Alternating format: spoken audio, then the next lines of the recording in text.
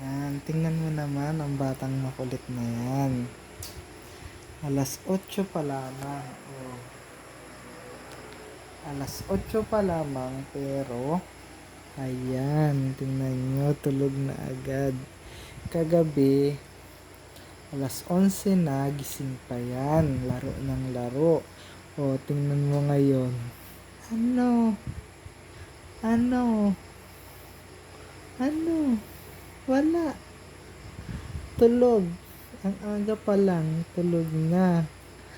Kasi naman, yung batang yan ay ang kulit. O, ayan, tulog.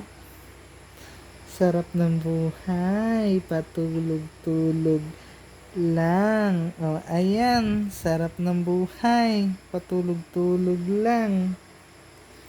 Ano? Hoy.